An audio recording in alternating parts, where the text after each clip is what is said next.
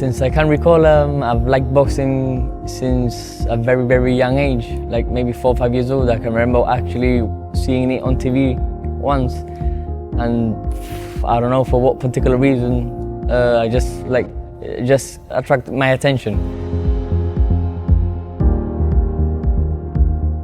Yeah, I remember my first day, I went to sign up, and I can remember seeing my schoolmates that were a few months older than I was, and they were already 15 years old. I can recall the nerves of the day, going through your first time going to the boxing. You know what I mean?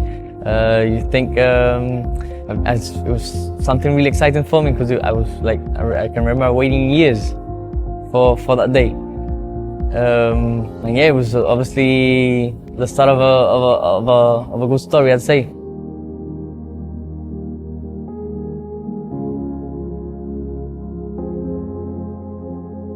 Well, I spent like 3.5 years training and developing myself, my skills, etc., learning the basics, and finally did my first official boxing bout when I was 15 years old, which was in July 2007 at a packed out Victoria Stadium. I was super nervous. I can remember not eating anything in the whole day due to the nerves. I lost that fight.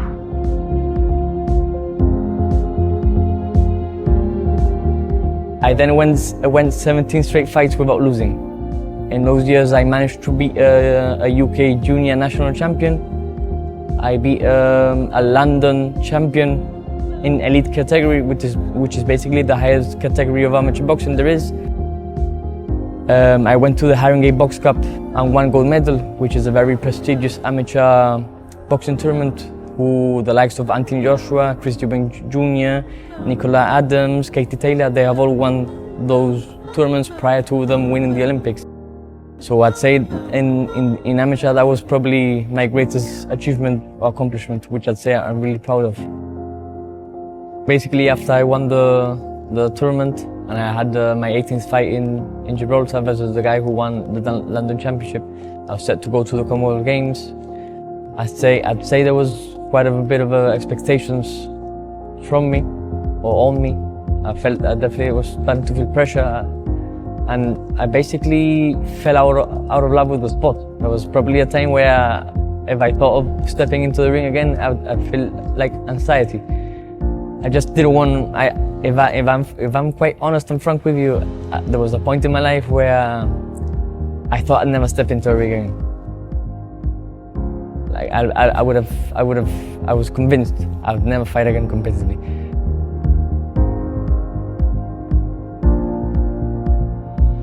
There's an advantage that I have that maybe other people won't have, that I've got a gym at work. Also, one of my childhood dreams. It did take me a bit of work as well to get into there. I finally got that as well when I was 22 years old. I've just started working in the fire brigade. I always kept it involved in boxing slightly, some way or another. And I just decided to try something new, and I started doing kickboxing. After a year or two doing kickboxing, I actually started to feel the love that I used to have for boxing back when I was younger. And I was contemplating making a comeback. But what actually triggered, made me take the final decision to come into boxing again, was when they did the Rumble on the Rock. And they did the professional boxing event where Dillian Whyte headlined the show. As I saw Campbell Hatton, who is the son of the English boxing legend Ricky Hatton. I remember seeing him and thinking, if this guy can be pro, I can be as well. And I remember also on the same day when I was watching the event, some of my friends sending me messages telling me, I think if this guy can do it, you can do it.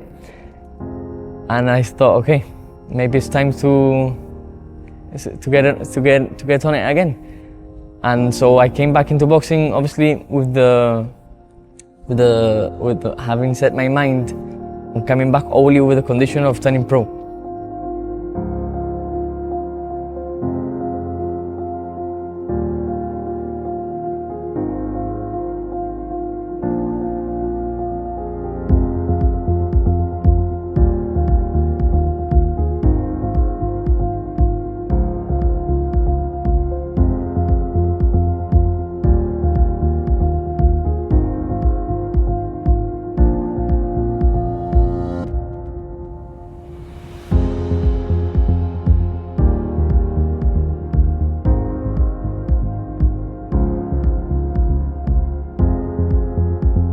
Okay, I picked this place because I know that the Don Principe Boxing Club has lots of experience in organizing boxing shows.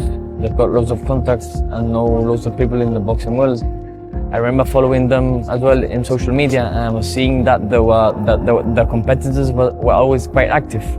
And I'm thinking, like, if I'm coming back, this is what I need. I need to be active. For me, it's no good having 1 bout or 2 bouts for the whole year.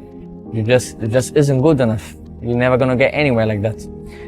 So that's one of the reasons that I approached this boxing club.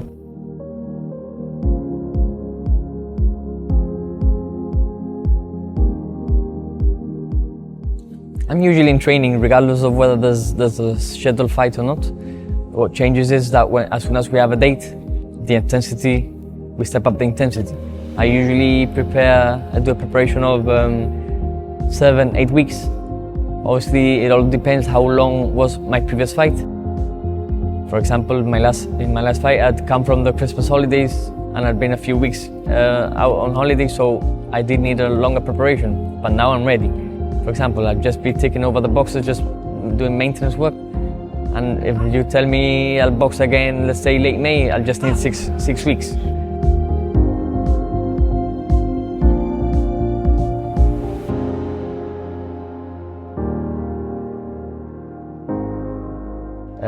Recovery is super important. Also, when I'm in preparation, I've been using the recovery suite at the Body and Mind Wellness Spa and Gym. They've also played a major role in my last preparation. I've been doing the cryotherapy, using the hyperbaric oxygen chamber, helping my body recover, reducing inflammation, because when you train 6 days a week, double session nearly every day, obviously midweek your body is sore, you're tired, so obviously we need to take into account that recovery is key.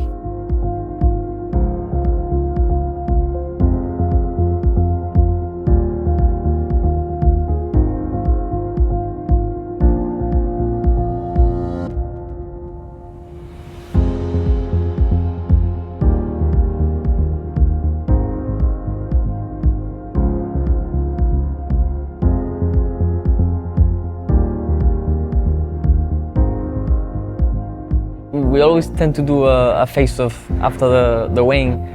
I always try to keep calm in those situations. Many boxers get emotional and they're looking at you like with an angry face, like if they hate you. Or I never tried. I try never to fall for that in that game. I try to keep it cold. In the end of the day, you can hate me, you can get emotional. It doesn't really matter. When the bell rings tomorrow, all the rest doesn't really matter. That's when it counts, you know what I mean? So I try to keep myself cold-minded and level-headed and stick to my game plan and just not fall for it.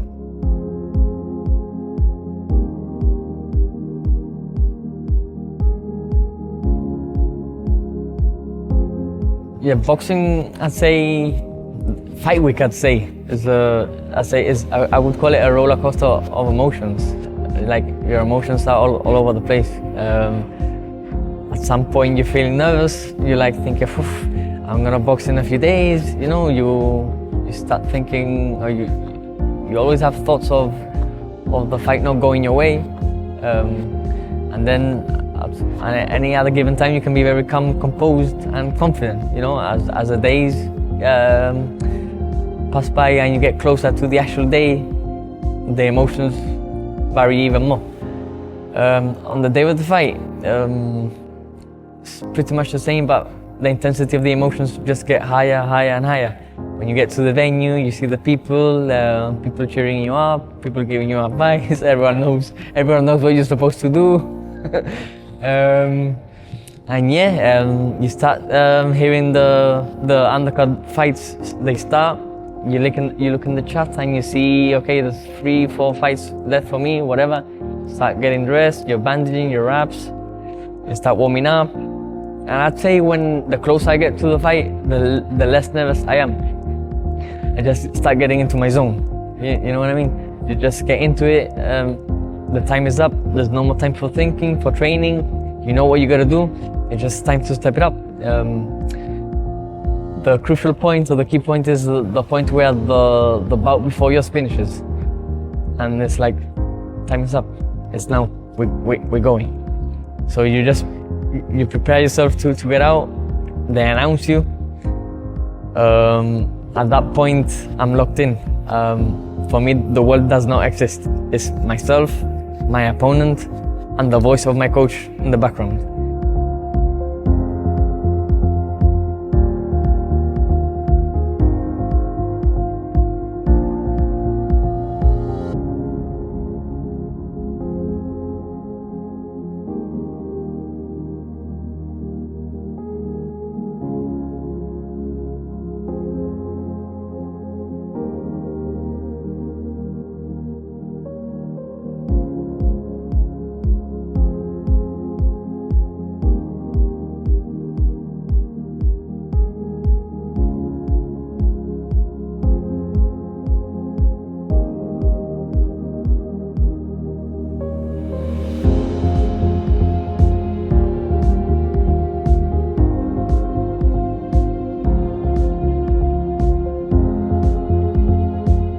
The bell rang. I did start with a bit of caution.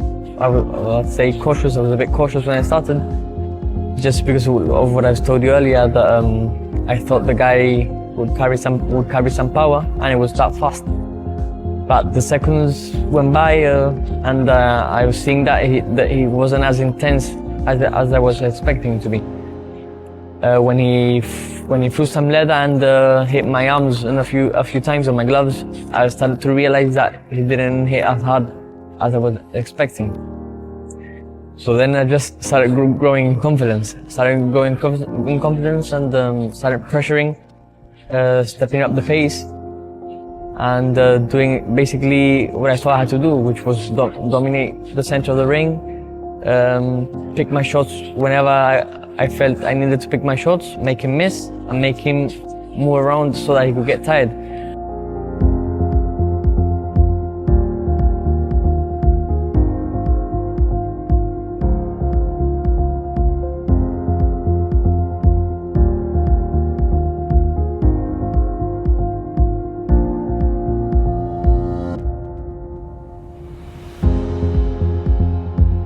I expected him to get tired in the later rounds.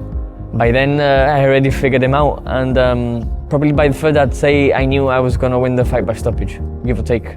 And in the end of the third round, I did catch him with a good punch, and I finished with a strong flurry before the bell saved him. And on the fourth, we just built on from where we left in the third. Yeah. And like I said, I knew it was just a matter of time before I was going to get him and stop him, and indeed.